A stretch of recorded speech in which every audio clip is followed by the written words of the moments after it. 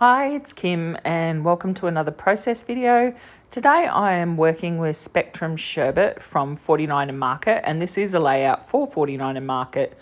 What I'm doing is I've chosen to work with the blues and greens from this collection, so the Tidal Wave colours rather than the pinks and oranges and yellows from the strawberry lemonade side of the collection.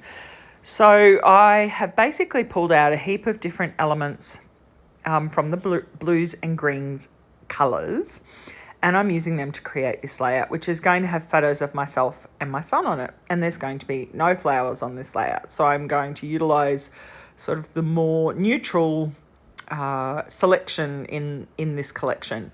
Now, I absolutely adore the rub-ons. There's some gorgeous graphic elements in the 6x8 rub-on pack, which sort of look a bit like longitude, latitude lines on a globe with all sorts of distressed bits with them, and I absolutely adore them. So I am using those, and to place them, I have got a large ephemera piece or remnant piece, I think they're called, the remnants, and I'm going to have that as the base of my photo stack. So I've used that to work out where the rub-ons should go.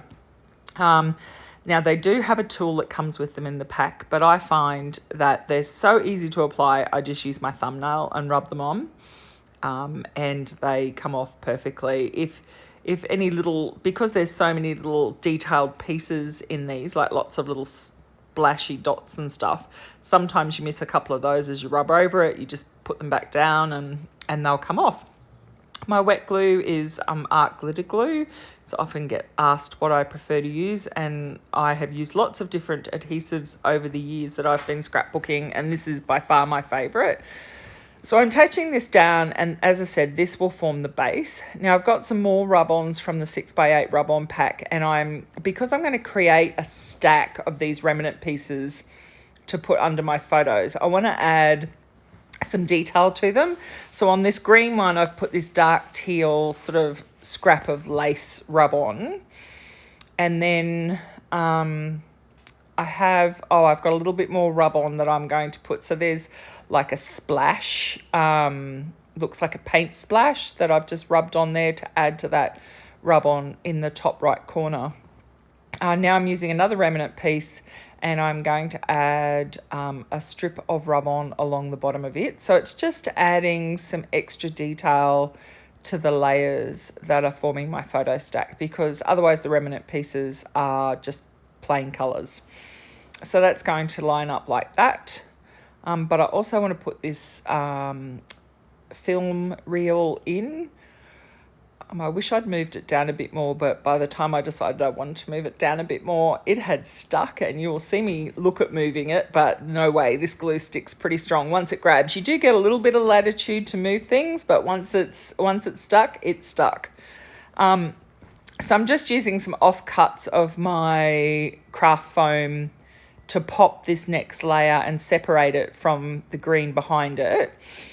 So I had a whole heap of little bits there, so I'm just going to use those to put on the back of this remnant piece so it pops up. I do like this kids craft foam because it's very light.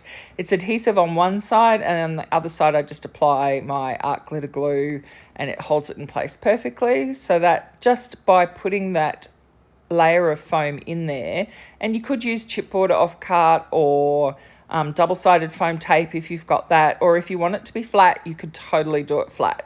I like the little bit of foam in there because it does give dimension, and it just separates the various layers of the photo stack away from each other, and so you get a little bit of a shadow line. And I suppose you could do the same thing with some inking as well if you wanted to have it completely flat because you prefer that in your albums. Again, I'm popping up this layer. It's not like with all these layers, they don't end up terribly deep.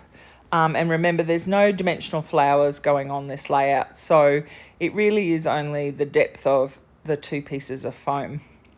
Now on this top layer, I'm not adding any extra rub-ons because I've got a lot of embellishments that I'm going to add to this top layer. So this little piece I'm adding here looks like a strip of torn notepad paper, and that's from one of the laser cut 12 by 6 packs of laser cuts. I think this is the Laser Cuts Essentials, is that one? And so I've just added that because, again, adds that little bit of extra texture and interest to this stack that's going behind the photos. And that's just a little label tag, and I'll end up putting the date on that once I have the date of these photos, I will put it onto that little label. They're really useful for putting details like dates and places. And these are the photos. So they're small photos. I think they would be 6 to a 4 by 6 piece. So that would 6. I think they might be 3 by 2s. Actually, those photos, 3 by 2s, I think they are. And I've just put foam. I'm going to put foam tape on the one that's on the right hand side because it's going to hang off the edge of that mat, but I'm not going to put foam tape behind all 3.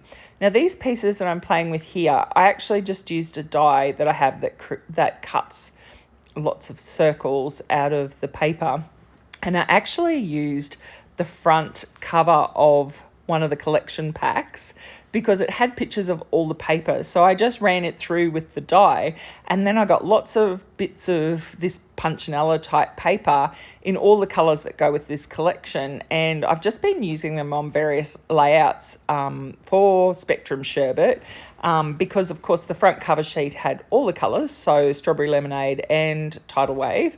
And so, yes, I've been using them up on different layouts. I absolutely love it. So there's a great idea for using cover sheets and stuff, and also your scraps, is just using like a simple graphic die to cut out bits and pieces, and you can layer them in and under and around your photo stacks just to give more interest to those around your photo.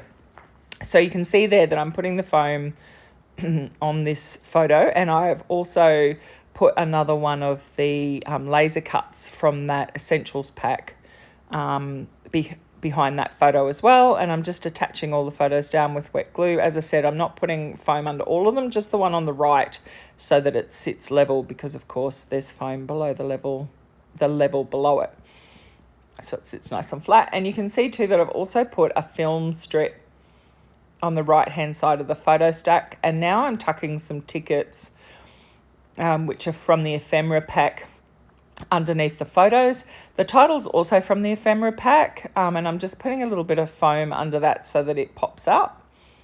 There's some really good titles in the ephemera pack, and there's also the new chipboard words, which has some awesome words in there for titles as well. I just particularly like this one because my son and I went for our COVID vaccinations, and so the title is Strong and Brave, and I thought that was really appropriate. Now this piece is a chipboard. No, it's a little label, and that's going to be a spot for me to put my journaling. And then I've just got some little bits of chipboard hearts and a chipboard.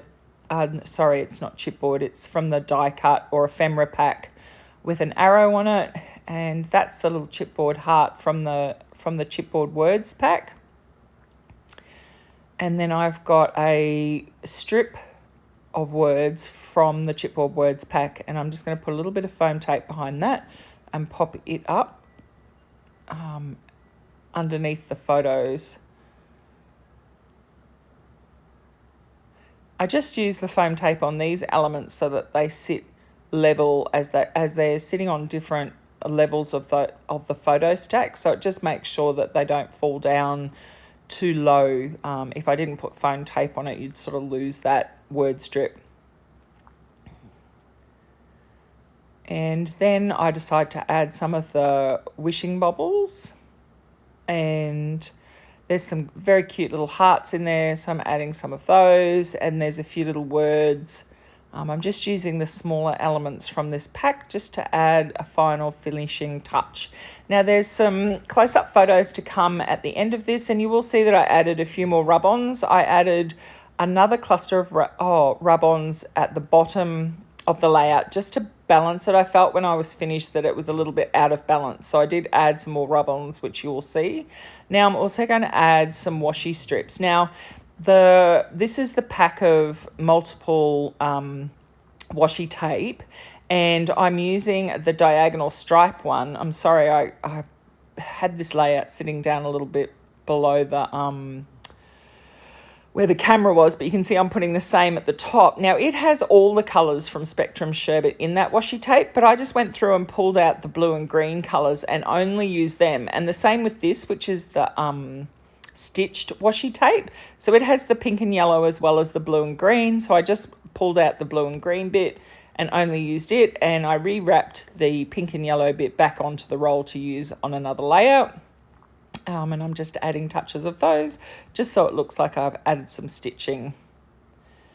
And I think that's a really nice finishing touch, adding those extra layers. This background paper has such beautiful elements on it. It really is gorgeous, and that washi tape just adds a little bit more to it. And that's that.